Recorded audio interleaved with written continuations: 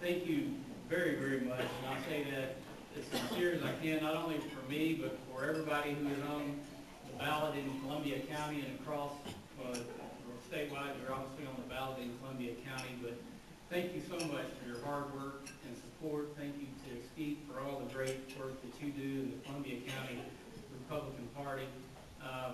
We're truly blessed to have you as part of the team here in Arkansas.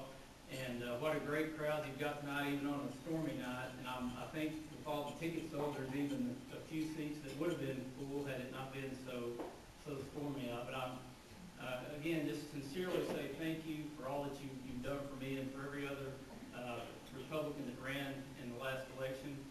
I know they've already been recognized, but I want to say thank you again to two people that represent you well here in Columbia County, my friends Lane G and Bruce Mallett, and I know what it's like to finish up the legislative session. I tell them I'm surprised they're not out hiding somewhere trying to recuperate. You know, we've got it pretty easy in Congress compared to the state legislature. It's all on you at one time there in Little Rock, and we get to take a little more time and be a little more deliberate in Washington, D.C. I'll ask forgiveness for my voice. I think the pollen is attacking my vocal cords a little bit. I've got some water up here, but I was going to deliver what I call a filibuster speech in honor of the senator tonight. You know, I had a lot of things I wanted to say, but the senator suggested that we cut our remarks a little bit short, and then after we both speak, we'll answer questions. And believe me, when the good senator makes a suggestion, I said, yes, sir, that sounds like a great idea. So he saved you from the filibuster speech tonight. And I could take a lot of time, and I could tell you some of the frustrations that I've faced in Washington, D.C. I could tell you, I could really get you depressed talking about $18 trillion in debt, spending more money than we're taking in, programs that are being cut that don't need to be cut, how we can't find money for roads, and we can't find money to fund the military, but we're growing our social programs at astonishing rates, and they're on a trajectory to be unsustainable in the future.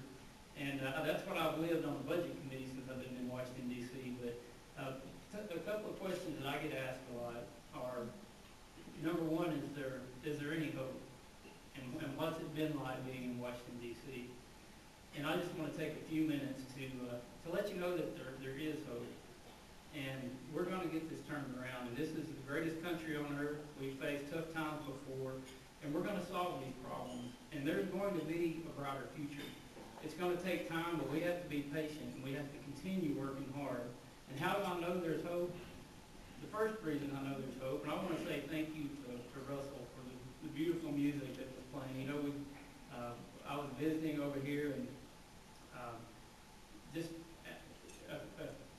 with all the chatter going on in the background, I heard a tune, and the words came into my mind. There is a fountain filled with blood flowing from Emmanuel's veins, and sinners plunge beneath that flood lose all their guilty stains. That's how I know there's hope. If you understand that, you know that we always have hope, and we'll always have hope as long as we hold true to that and we believe that.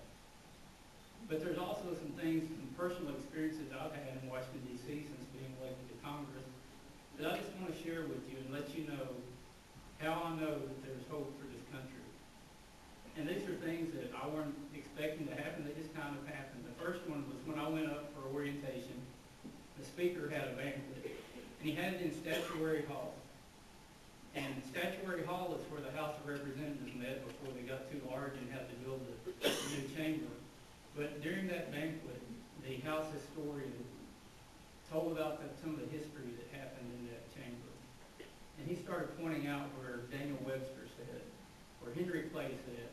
And we had round tables like this, and he had actually been sitting at the table I was at, and he pointed over our table, and he said, underneath that table is a marker on the floor where Abraham Lincoln's desk sat when he was a member of the United States Congress. And I got to thinking about all the heroes of our country that had served in that chamber, and this huge burden of responsibility came on me that I had to carry the torch, that there are nearly 800,000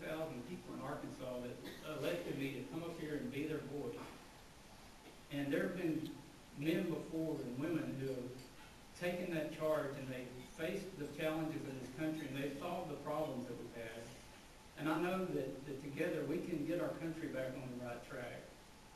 The next thing that happened, we had the National Right to Life March was on the mall in Washington, D.C., and they invited some of us in Congress to go down and go up on the stage while there was a presentation made. Now, I've heard there's going to be 500,000 people on the mall for the National Right to Life March, but I could never imagine what 500,000 people really looks like. So I walked up on that stage, and it was just masses of humanity as far as you could see in all directions. And it put a lump in my throat because I thought, all these people are here because they're fighting for someone that doesn't have a voice. There are good people in this country, all across this country, that still care about this country. People, much like you, they'll fight to the very end to see this country survive. There'll always be a voice for those that don't have a voice. And it really challenged and encouraged me that, again, I've got to be a voice. I've got to speak out and stand up for what's right. The next thing that happened, we'd been at a meeting late at night, and I was walking back through the Capitol. I met a colleague that said, hey, are you going to the screening of the Selma film? And there's a big movie theater inside the Capitol in the Visitor Center. And I said, well, sure, I didn't really know about it, but I walked in this movie theater, and John Lewis, congressman from Georgia, who was actually, he walked across the bridge with Martin Luther King in Selma. And when he did that, he didn't know if he was going to live or die, but he was there presenting this movie screening. And I don't know if you've seen the movie, but as I watched that movie, I thought, you know, they could have given up a lot of time. They could have done things the wrong way, much like we see people trying to do activism today. But they played within the rules, and they kept true to what they were doing. And they persevered, and it took a lot of patience. And it spoke to me that if we're going to fix this country, we've got to have patience. We've got to continue doing things the right way. And at the end of the day, we will be successful in the things that we're working on. And the final thing I'm going to share with you happened when Prime Minister Benjamin Netanyahu came and addressed us in the House chamber. Now, in 1986, I followed in Bruce Mallett's footsteps, and I got elected to the state president of Future Farmers of America a few years after Bruce did that. And part of the responsibility there was to go to Washington, D.C. and do an internship with David Pryor, who's on the Ag Committee. So I'm a big Reagan Republican working in Senator Pryor's office, and I had fun with him during that whole internship. But when I was there, we got a chance to go in, and we were supposed to get to meet President Reagan, but it rained and they moved the meeting, and we didn't get to shake his hand, but we went into a small room, and he came out and spoke to the crowd. And everything you can imagine about hearing Ronald Reagan speak in a small group is better than what you can imagine. I've never been in a room and heard a leader speak like that and felt the atmosphere like it was in the room that day. And I've never felt that since until Benjamin Netanyahu came into the House chamber. And he talked to us very clearly, very concisely. He laid out the issues that we're facing in the Middle East today. He talked about how Iran has threatened that they want to wipe Israel off the face of the earth. He talked about how the Ayatollah has said having Israel as a state is a good idea because it puts more Jews in one place so you can kill them all at the same time. He talked about how in the Holocaust there were 6 million Jews killed, but in World War II there were 60 million people that lost their lives. The point he was making was that these radical Islamists that are in Iran and other places in the Middle East, they're not going to stop with Israel. They call Israel the little Satan and us the big Satan. He said that our enemy's enemy is our enemy. And they explained so well about how you've got all these groups fighting each other. And at the end of the day, whoever comes out on top of that, whether it's Iran or ISIS or Syria or whichever group, he said they're still going to be our enemy. And he spoke with a lot of authority and power, and it really, really touched me. But the thing that I think touched me the most about that was that at the end of his speech in the House chamber, there were placards all around the top of the the walls of givers of the law throughout history. And directly in front of the speaker's podium is Moses, the placard of Moses. And the Prime Minister looked at that, and he commented about Moses being in the house chamber. And in Hebrew, he quoted where Moses said to Joshua, "Be strong and courageous." And even to say that right now, it puts chills down my back. But I saw true leadership there, and I have hope that someday we're going to have true leadership again in our country. We're going to have somebody that can communicate to the people, somebody that stands up for what's right. And we're going to survive, and we're going to make it through this, and we're going to make it through even better on the other side. We have to keep our hope alive. We have to keep our focus alive, and what we have to do more than anything is continue working very hard every single day. And I'm so fortunate to be able to serve with the group of individuals that we have in the federal delegation. John Bozeman is a great man. He's kind of a quiet guy, but he's always working. He's always getting things done.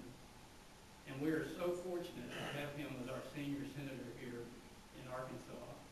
People that I meet in the House that are in leadership in the House, like committee chairman, first thing they ask me is, do you know John Bozeman? I know Senator Bozeman.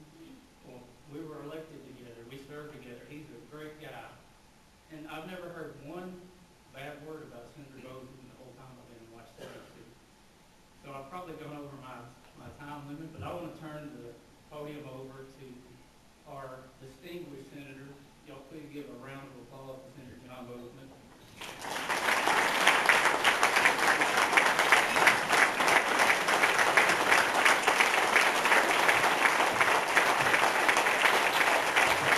Thank you all very much.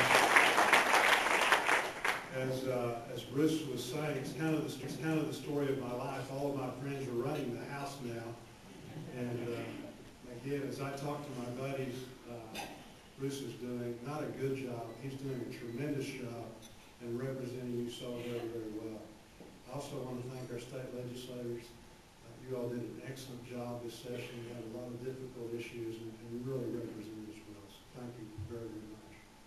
You know, I was reminded as we came in the rain, I was at the Ag Hall of Fame induction in Little Rock a month or two ago.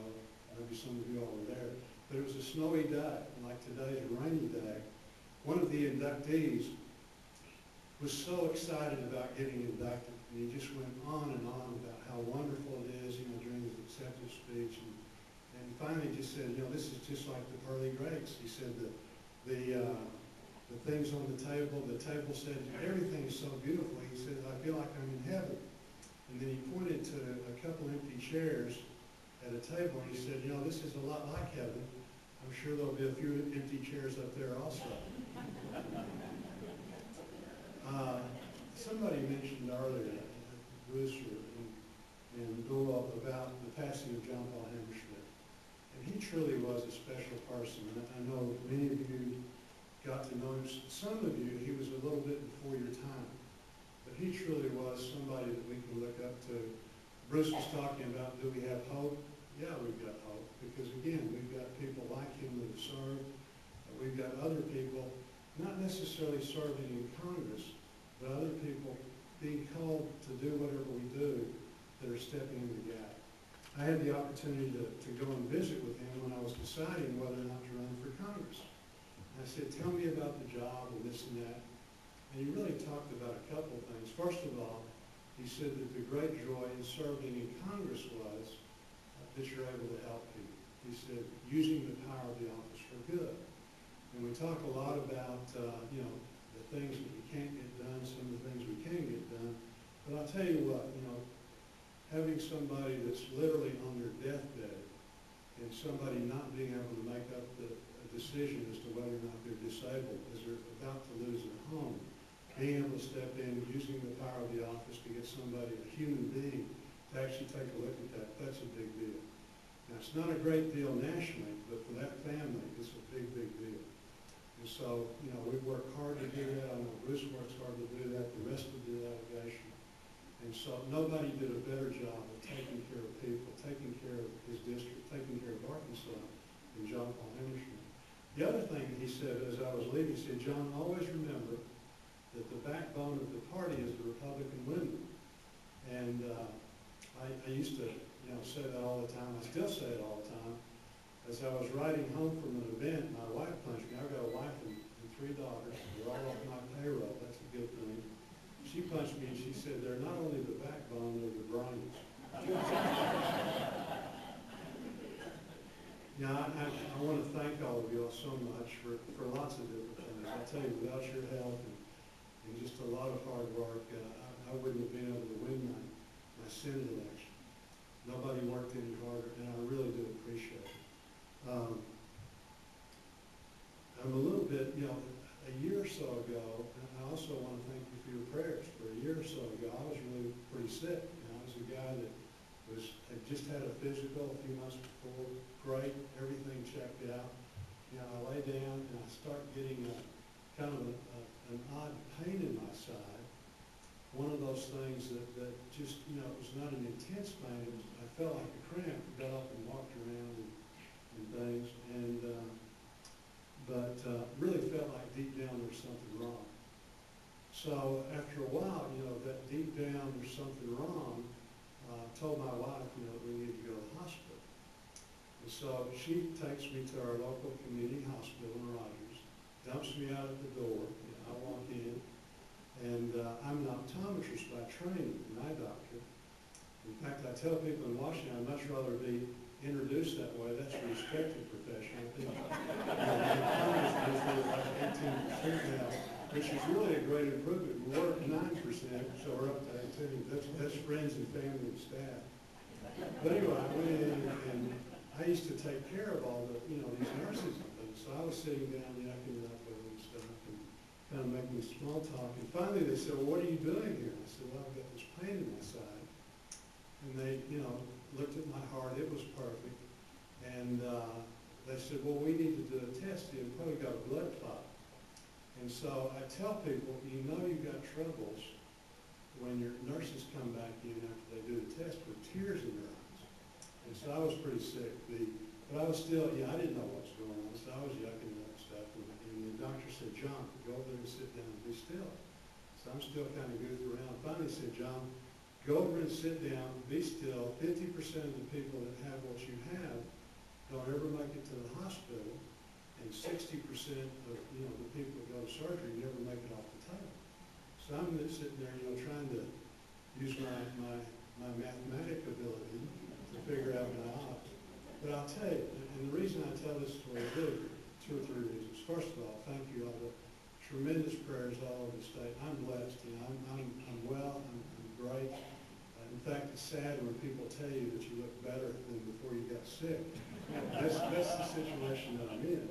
The other thing is, you guys, and girls, when you get that feeling, and we all know people that didn't respond to that feeling, when you get that feeling and you feel like something's going on that shouldn't be going on, that deep down, you need to respond to that, and you need to go in. I'm a guy that considers myself, kind of a tough guy and this and that, but I listen, and that's really not me, but I listen to, this inner being when you got seen, and that's really what saved me. The other thing is, it really illustrates how important our community and regional hospitals are.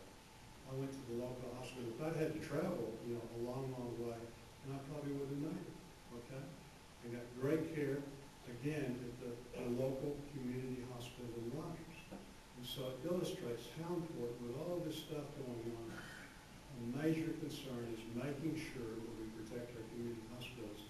I know I'm working hard to do that. The rest of the delegation is, our state legislators are. Again, that really is key, and that's a big deal. When you look at the models that they've used overseas, in Canada and the UK, there's simply not a lot of community hospitals. So it really is very, very important, regional hospitals. The other thing I'd like to just mention, and we'll be glad to answer any questions that you've got, and really find out what's on your mind, is Bruce mentioned Iran. And that really is a big deal. I think that's probably, the biggest issue that we're facing, maybe one of the biggest issues that we face, myself in serving in Congress in the sense, this is really about whether or not our children or our grandchildren have to deal with nuclear war. Iran is sitting on 500 billion barrels of oil, and they're willing to totally wreck their economy because they want to develop a nuclear power plant for energy. And if anybody believes that, then, I've got some stuff to say. So that doesn't make any sense at all. Right now, we'll go back to Congress, and I believe very, very strongly that Congress needs to weigh in with this deal. If the president can't sell the deal to Congress and the American public, there's something wrong. So we'll be going back, but they'll have a vote in the committee. I think the first week that we get back next week, and then go from that. But again, it's so important that we weigh in. And right now you're reading, what the Iranians are saying that we agreed to, and what the Americans, what our negotiating team says we agreed to. It's totally different. It's just bizarre. So that is something that's so very, very important. The problem is, if Iran goes nuclear, then Saudi Arabia will go nuclear, Turkey will go nuclear, Egypt will go nuclear.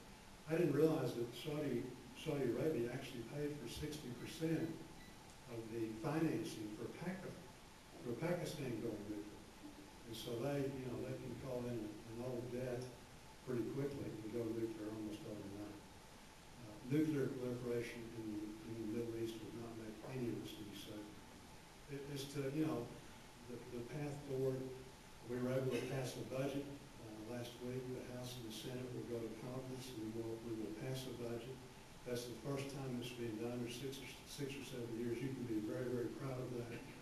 That's a result of you working hard and us picking up the Senate seat. We're going to be able, I think, to get this doc fix done, which is so important for Medicare beneficiaries. Right now, it's getting more and more difficult to find people who will take Medicare because of all the hassle that we're putting on our physicians. So again, those are good things.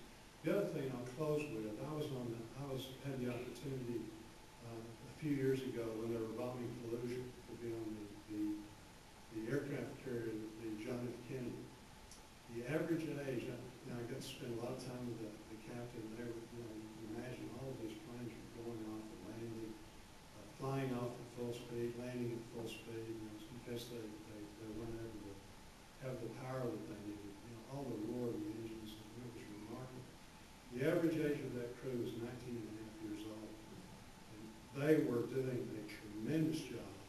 And the captain, equated them with the greatest generation. So yeah, I'm very optimistic. And like I say, the key is just everybody doing their part, everybody being whatever we're called to do, So we appreciate you all so very, very much. And like I said, I think in the next year and a half, we're going to get some things done. Come on up to this.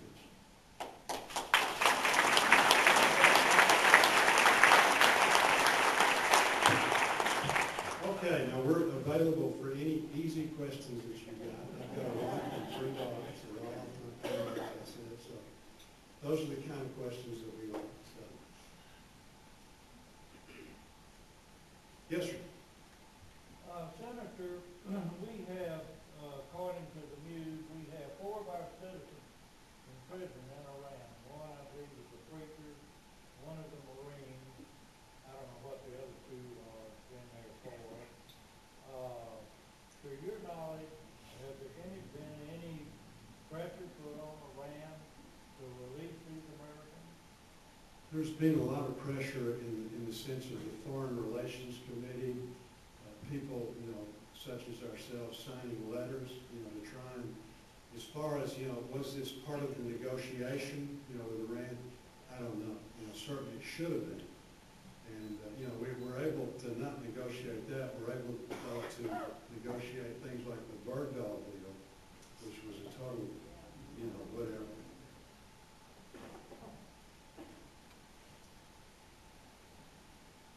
What else have we got going on?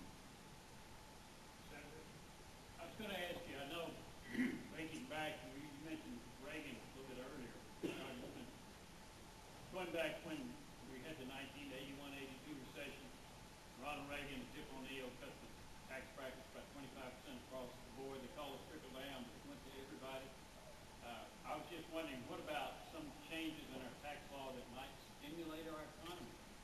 money back in pockets of people who are working? That's a great question and a very important issue. And we desperately need tax reform in our country. We need to deal with the IRS and I think a special set of circumstances that deals with tax reform. But I believe you're exactly right on what we need to spur the economy.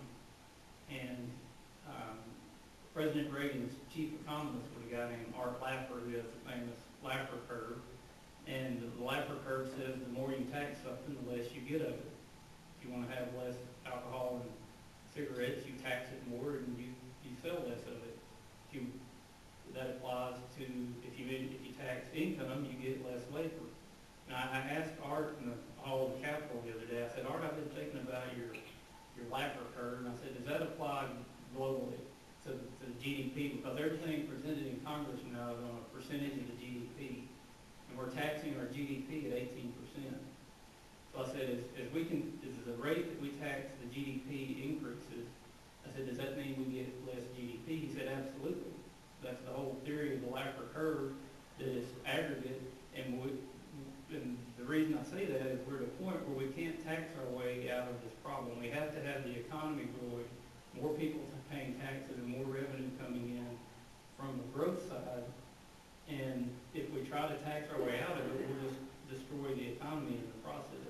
So tax reform is a big part, and I think that's something that you'll see in the budget reconciliation process that the senator mentioned. We pass budgets out of the House and the Senate. We'll meet together, hopefully get the first reconciliation since I believe 2005, which gives a blueprint for Congress to pass policy and appropriations for the upcoming cycle.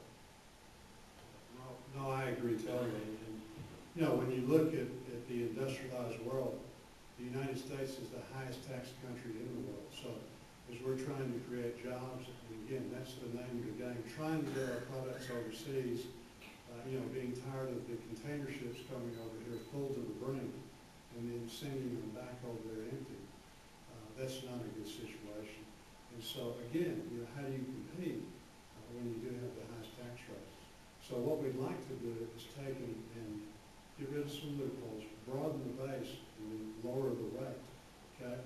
Make it such that it's fair and simple. That's what people ask of me. And certainly we've got everything but that in the sense of fair and simple.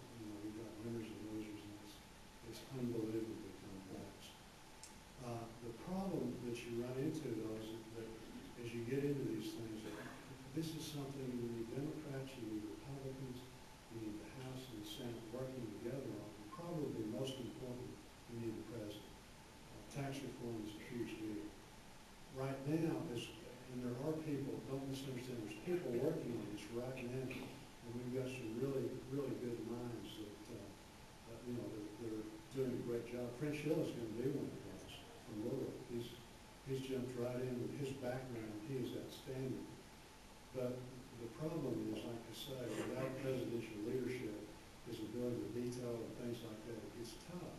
And we're so far apart. What he'd like to do, instead of cutting taxes or making it revenue neutral, broadening the base, he'd like to raise taxes and create new programs. And again, that's just simply a non-starter.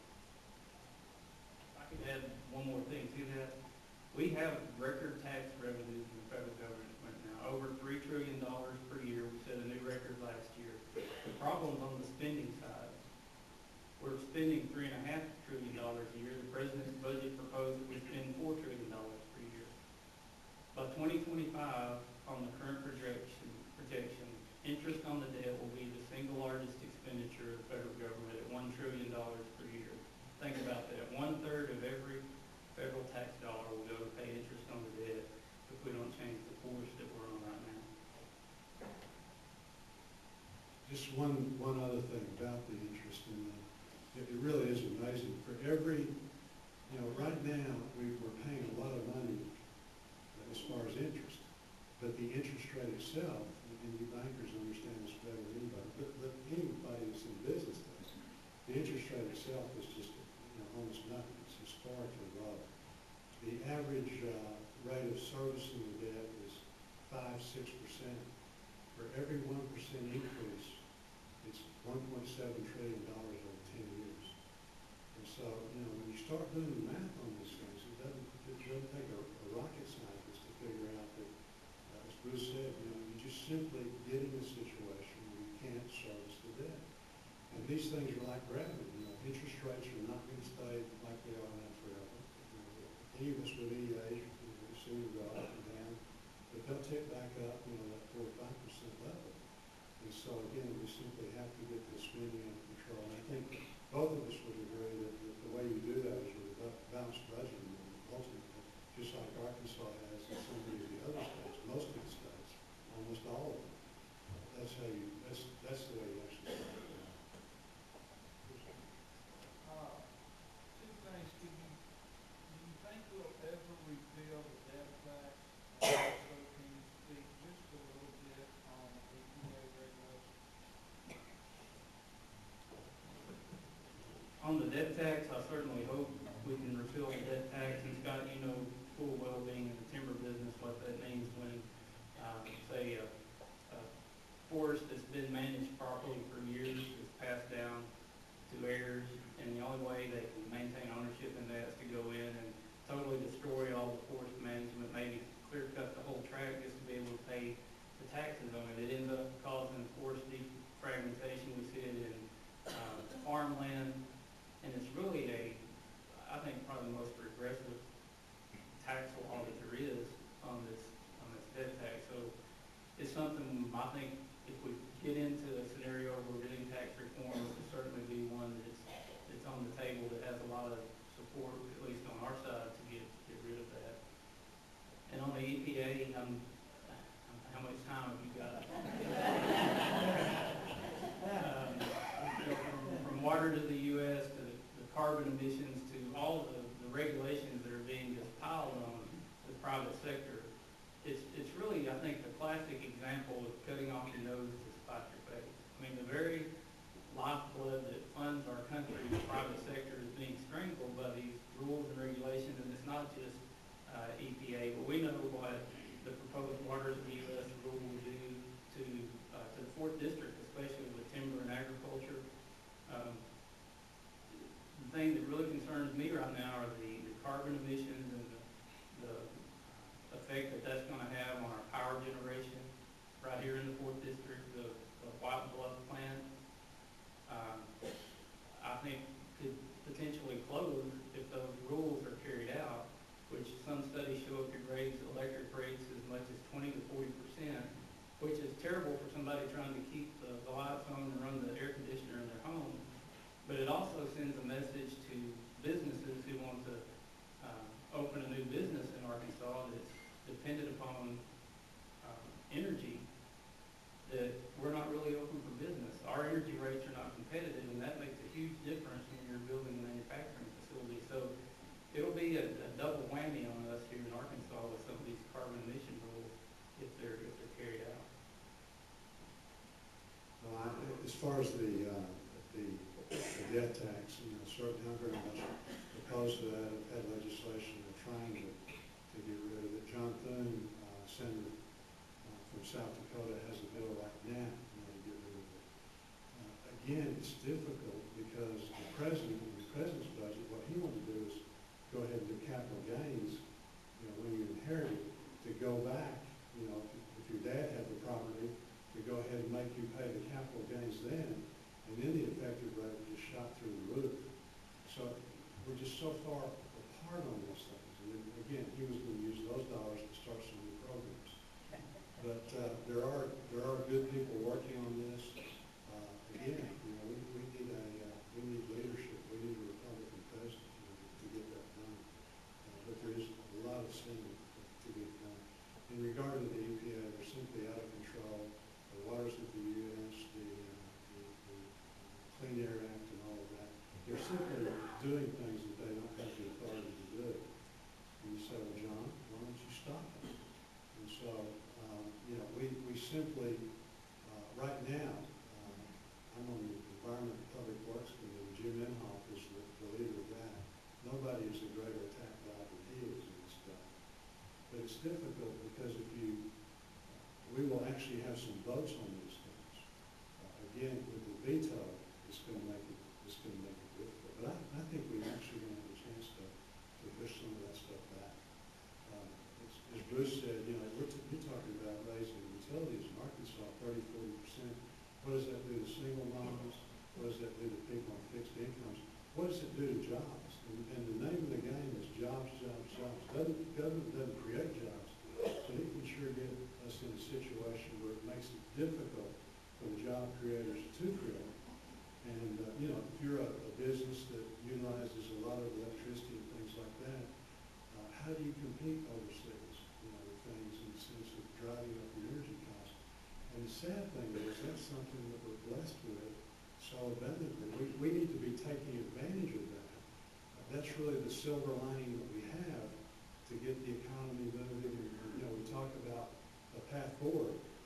You know, the blessings that we have with energy and things, like I said, that's something that we can be very, very grateful for. Yes, sir. Question concern, our relationship with the UN and to keep the way that Congress keeps eliminating president and turning over formal rights to the UN and Congress on the use of funding. Yes. And the US back. Yes, Lindsey Graham is the chairman of the Appropriations Committee that has control over that. And he's committed again to start, and this, you say, well, John, you know, again, why don't you do something? Well, Lindsey's been chair for probably, what have we been in session, a couple months? Yeah. So he's been chair for a couple months, but he's already talking about rolling back, you know, the authority of the UN in those cases. And again, using the power of the purse.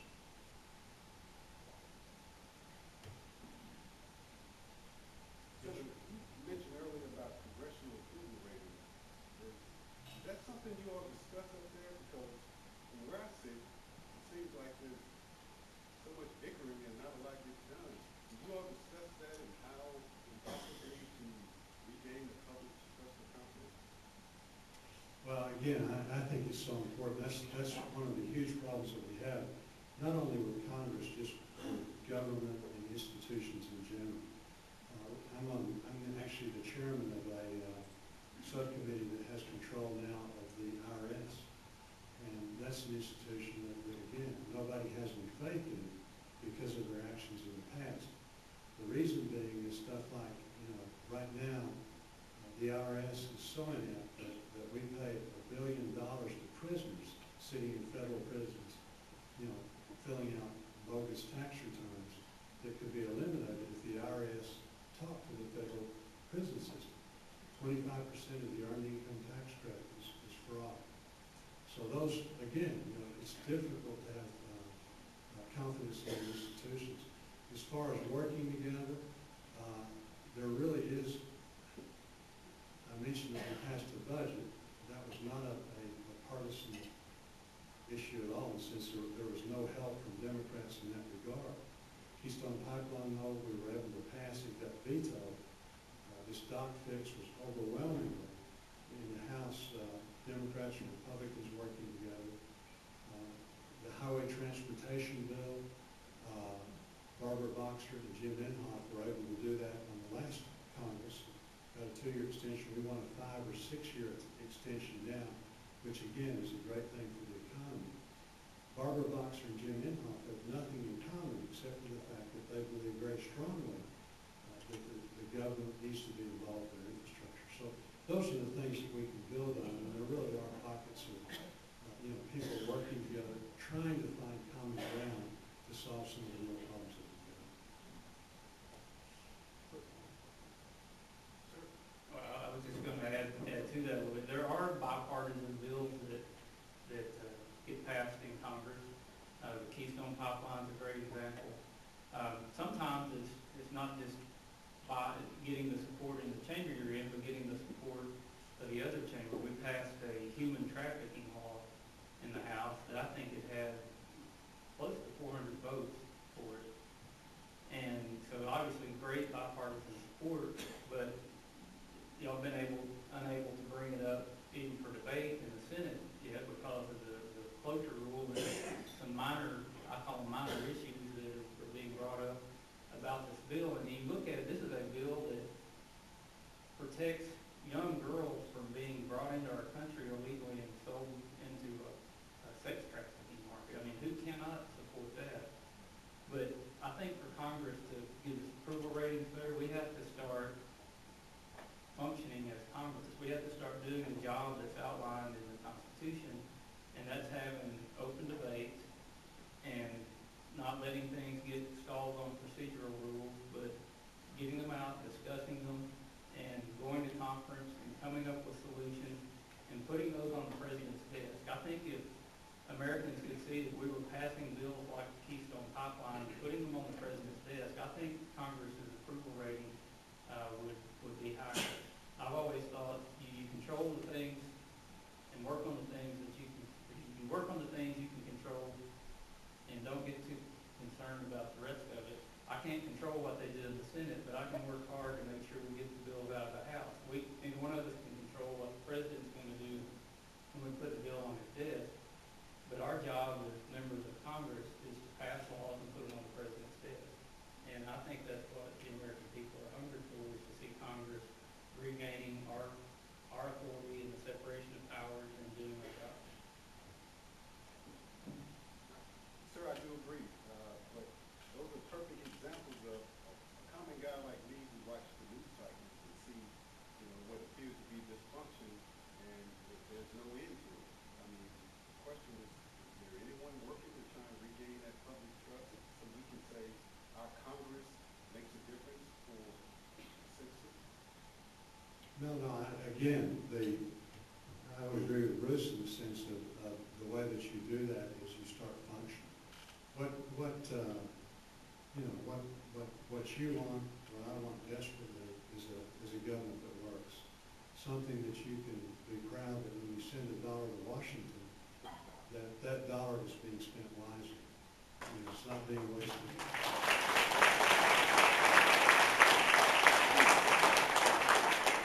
And again, I think that, with the ability now to have the gavels in the Senate, we're working really hard on the oversight, trying to get that situation back in order.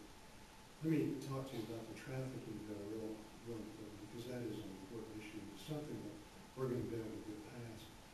The hang-up is that Harry Reid has decided that, and again, this was a bill that was passed overwhelmingly in the House. Everybody agrees it needs to be done. Harry Reid decided that the bill was such that it would extend abortion language, which had not been previously in these bills, which is totally false. This is the Hyde Amendment language that basically says, that no federal funds can be used for abortion. That's something we've been doing for years. But it was just an effort, again, to try and block, to make it such, they didn't get anything done. They don't want us to get anything done. And so, as a result, Senator Collins is going to keep bringing it up and bringing it up and bringing it up, and eventually we will get it passed, which is something that once it is done, we can be very, very proud of. That it's helping those that are the most vulnerable. Let's do one more. Yes, sir. With the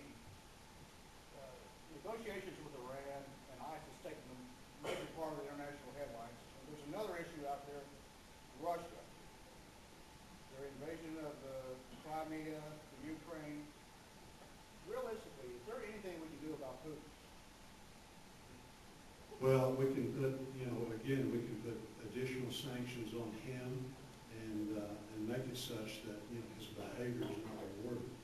But we've got Russia out there, we've got China, their military buildup is tremendous right now. They also are kind of waving their sword.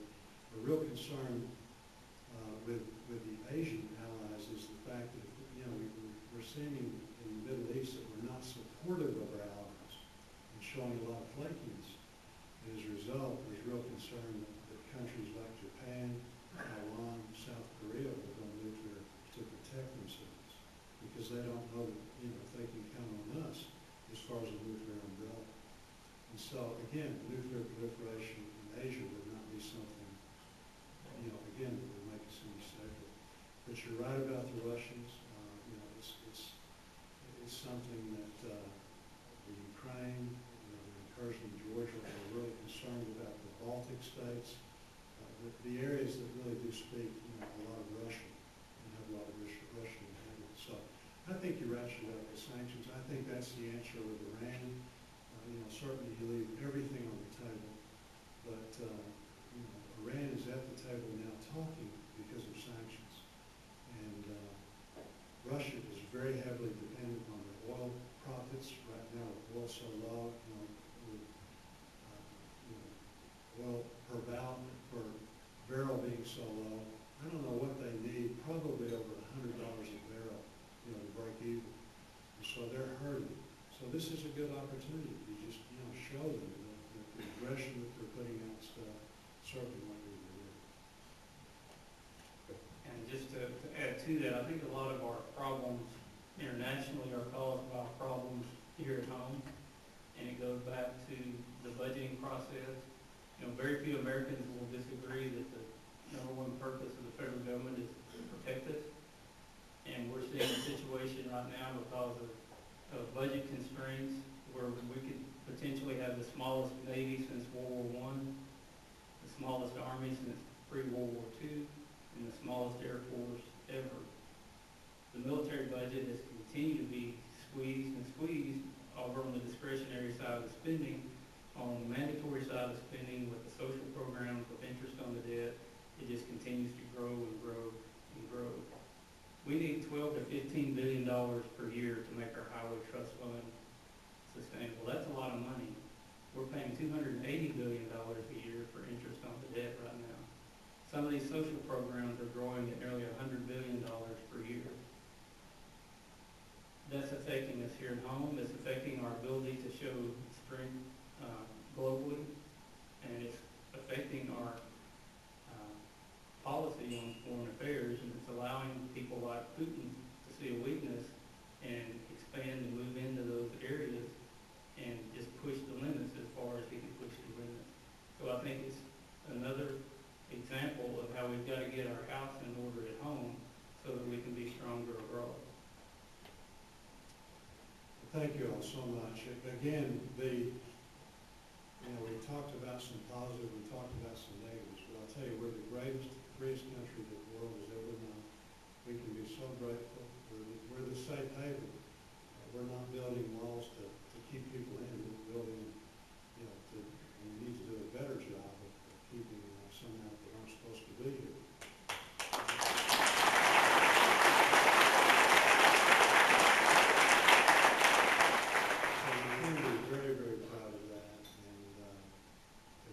I think we're actually going to get a lot of things done in the next year and a half, and things that you can be very, very proud that simply wouldn't have gotten done without your hard work in putting us in the situation that we're at now.